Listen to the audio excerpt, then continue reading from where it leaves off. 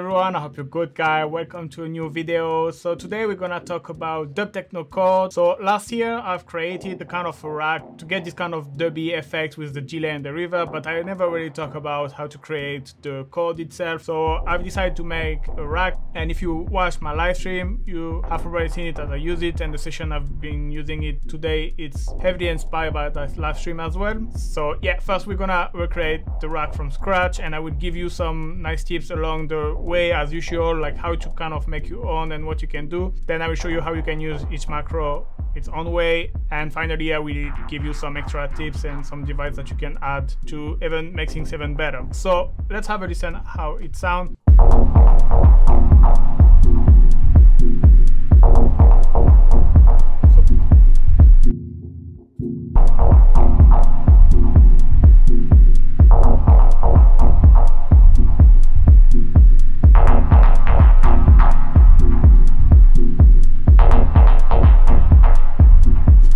Alright, so let's dig into it. So I'm just gonna create an empty track. First things we want, I'm gonna copy this audio effect track to get this kind of dub delay, because that's very important to really understand how to shape the sound. And so for this one, I've used operator, and so I'm gonna group it straight away to have all the macro here. And one thing I'm gonna do is I'm gonna rename them. Alright, so basically now I have a sine wave, but the base is to use a sawtooth, but I will show you later how you can. So, okay, and one of the key obviously is you can use a low pass, but I use a band pass for this one. Use a band pass filter to kind of filter things like this. I'm just gonna add straight to the filter there. But the second thing you need to do, obviously, it's chord. So here I'm playing minor, but I've done something special for this one. I've created kind of a rack. In the rack, I use this chord device, and I'm gonna group it. And this is something that's really useful for this rack. And I'm gonna create a dry chain. Okay, I'm just gonna show you an example with couple. And for example, what I've done is for the first one, I say +3. +7, so this way it's minor chord. But let's say for example this one you want 2, 7, and 10. Then after you can experiment. And one thing I've done, you can click on chain here, and you can select this one and pick up dry be the 0, and then after 1 be the second chain, and 2 be the third chain. And then when you map this to macro 1 first, you can go this way, but you can then map this to your chord, and you can go until the end. But here what I've done is, for example, here I'm gonna put the maximum being 2, and this way, so here I have nothing. But then when I put 1, you see it's playing this chain, so it's playing a minor chord. And if I go to 2, it's playing this one now. And so that's what I've done, but to a bigger, I'm not gonna recreate all from scratch, but I'm just gonna show you. That's what I've done here with this chord rack here. I'm just gonna drag and drop here, and you're gonna see. So here you have like all the different kind of chords, and you can see I've done a couple of chords. You can obviously add your own and make your own basically. And I've done exactly the same. I assigned this macro here to this macro, to the chain selector, and here. So this way, this is very handy because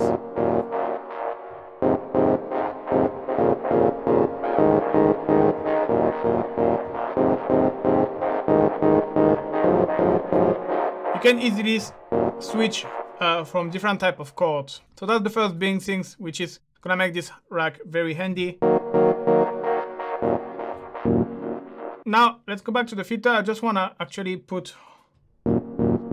maybe add a bit of drive. One thing I've done, I add a bit of shaper. Here what I like to do with the shaper is put in hard mode, but put the drive to -12. This is just going to give a bit of drive to the overall sound, and I'm going to bring down the volume to don't have a too big difference. here one things before to jump into the oscillator, the filter modulation is as well important. You need to have like, so this I could have mapped to a macro, but I didn't, but because I didn't have enough macro, but around 30% it's fine. And now you get you. Alright, and obviously you can play with the resonance as well. I could have mapped to the macro, but didn't have enough space. Looking forward for Ableton 11 that I could have like more macro, but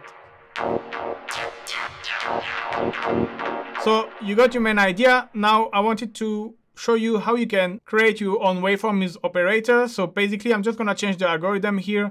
And the idea is to have this one because I want to layer 3 different oscillators, but I want to have some FM modulation as well. So this way the last oscillator G is gonna be able to do some FM modulation on the other oscillator, but we will come back to that later. I'm just gonna deactivate oscillator A. So now I have nothing. Bring the oscillator B. Okay, you have something which is called user, and you can basically draw the waveform you want. And you get this kind of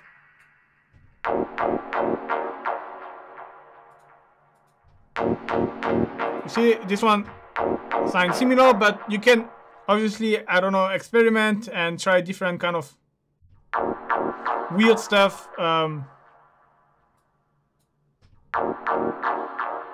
Why not this one? And I've done the same with the C. So you see here I have more like a high, here more like a mid, and more like a low, and then together.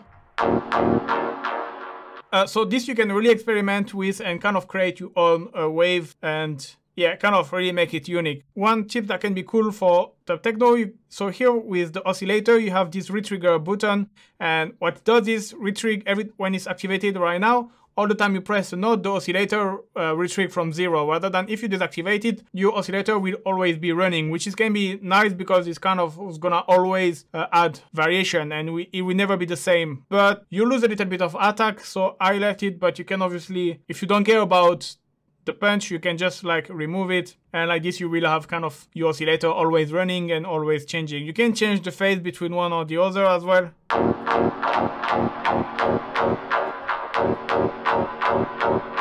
So that can be something you can modulate as well with LFO. I haven't put it, but you can do it, and again it will slightly change your sound along the track, so this way you will never really have the same chord. So that's a cool thing that you can do as well. And yeah, next things I wanted to do, so I wanted to do some FM modulation. I didn't use sine, I used triangle to just sound it better, and I put the chords at 2. And this way, it's just a good way to add a bit of character or get something different to your chord rather than the classic one. Again, this you can experiment with the chords, the fine. You can detune oscillator between them. Alright, now let's finish with the automation. So things I haven't talked, it's the attack I've mapped, of the filter I've mapped.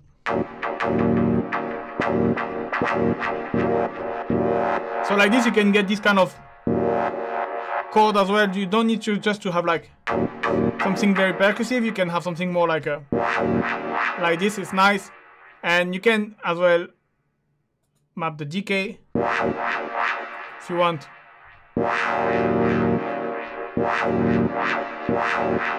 So this way you can really get different kind of chords. Alright, and one thing I've done as well is I assign, because the envelope here is this way, but if you want something very plucky, you cannot because of the sustain of the amplitude envelope of the oscillator. So what I've done is I've mapped all of that as well to the decay macro. But what I've done is, so I'm gonna show you with the first. Actually, I'm gonna do them all. So I've mapped the decay and the sustain, but you need to modify them in the map parameters. So I'm just gonna do that for all of the oscillator.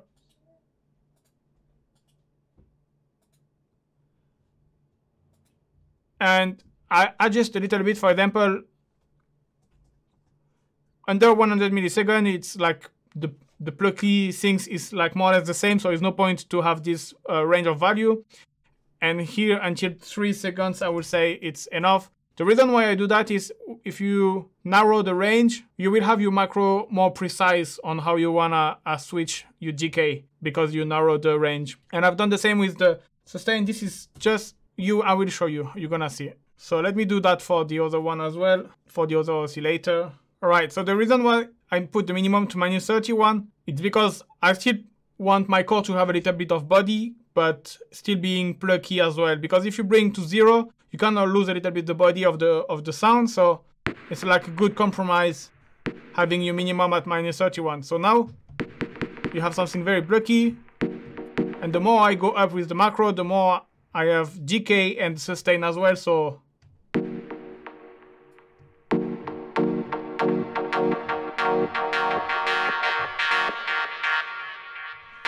you can as well play with the release. I leave at the minimum, but something that you can experiment with, obviously. And I should have modified with the filter as well, which is here.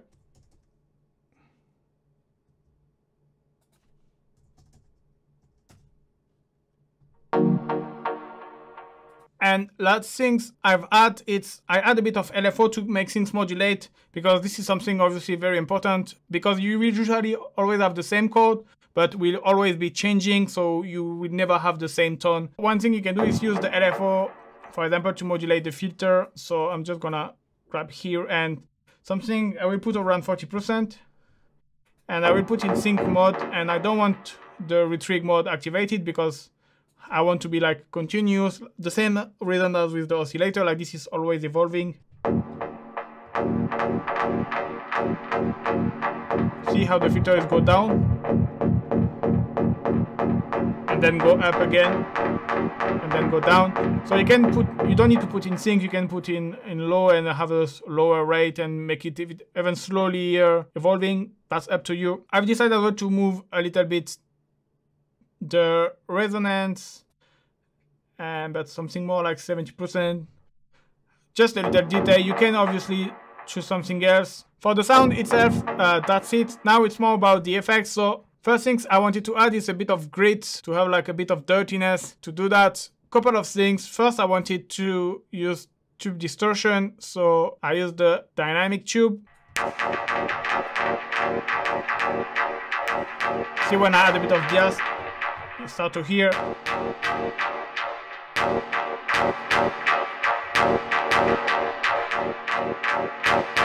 You get this very subtle, like broken distortion kind of. And so this I'm gonna map to drive. That's the first thing I've done. Second thing, I wanted to add a bit of overdrive, and the cool thing with the overdrive is like you can filter your distortion. And what I've decided to do is like the filter of the distortion is following here your filter of your operator. And yeah, this way. Obviously that's way too much, sorry about that, but yeah, it's a bit too brutal right now. So maybe something to drive around 30%.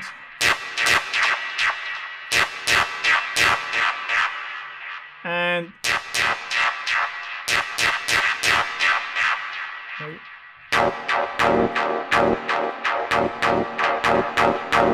you see, it's kind of accentuating a little bit the dynamic tube distortion as well. So the dynamic I'm gonna leave around 80%, and I'm gonna reduce this. And this I'm gonna map to the drive. So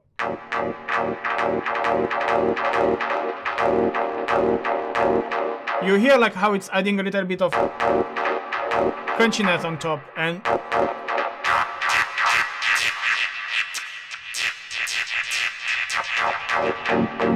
always be gentle, because otherwise when you go in the high is kind of crazy, but it might be something that you want actually. And the last thing I found was missing is a bit of noise, and for that I've used the vocoder, and I don't need much.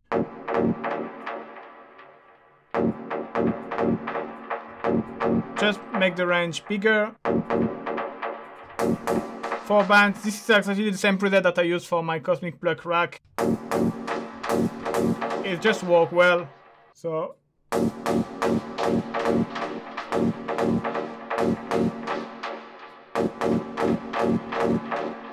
short release because I want something very sharp. I don't want too long noisy things. And yeah, I'm just gonna map the dry wet to drive as well. Alright, so now I need to click on map and adjust because the vocoder, I don't want to go until 100%, 10% it's more than enough.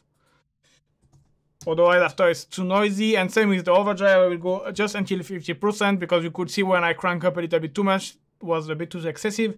This way, again, you have more control.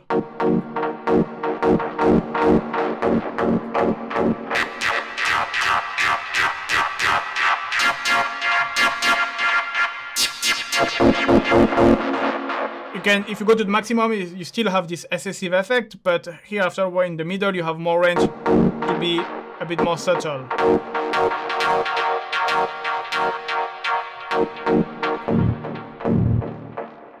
Alright, then I've used a phaser. That was more like to add a bit of character. This is something I've been using a lot lately. I've put it there. And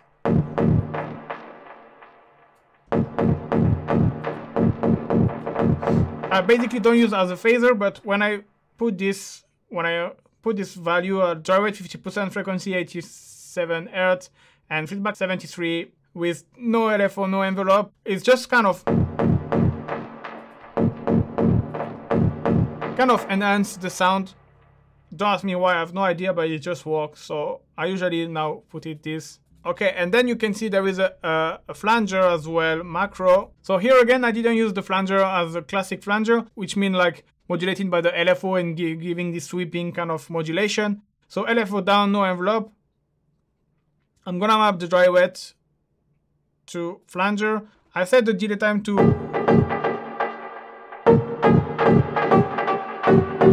281, 86, and the feedback to 90 is fine.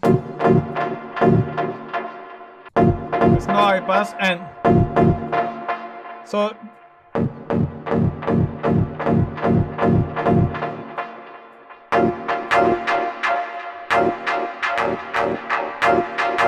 it kind of add a nice tone, extra tone, kind of add a bit of metallic vibe as well, so that's something interesting. A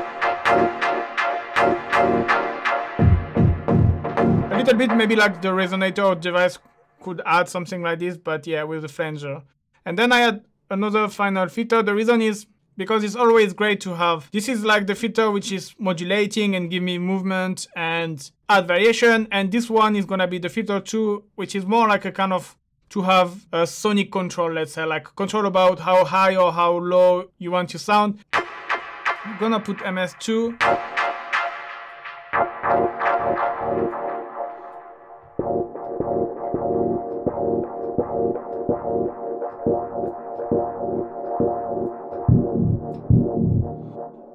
You see, if I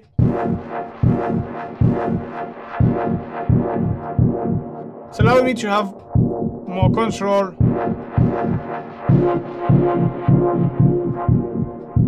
You can change the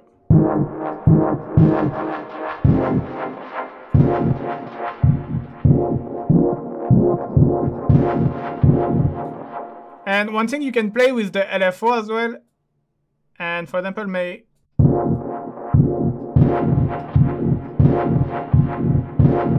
it would get something kind of rhythmical.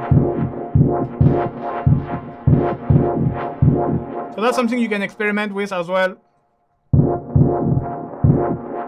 So yeah, you can see like it's a dub rack, but dub call rack, but you have something here completely different than something more classic than here. And yeah, again, it's important to have this effect because otherwise you don't get the same. And one last thing I wanted to show you is there is this pitch. It's a Max for Live device. It can be great because if you set this way, you set the reverse at 100%.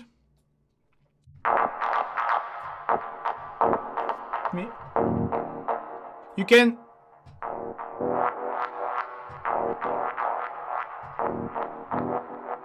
get this reverse chord, which can be nice. You can automate that along the track, and this track as well that I've created, I will put the link in the description, which is kind of adding pitch modulation, kind of tape effect, so a bit of vibrato, and you hear there is some kind of weird pitch. Maybe it's too much, but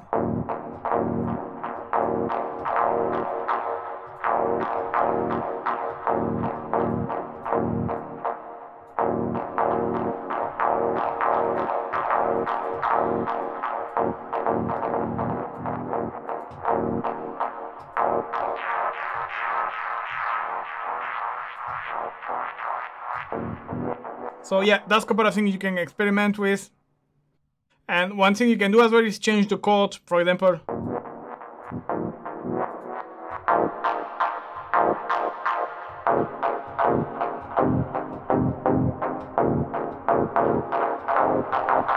So I'm basically playing the same note, and I'm just changing the chord, and you can create kind of melody with.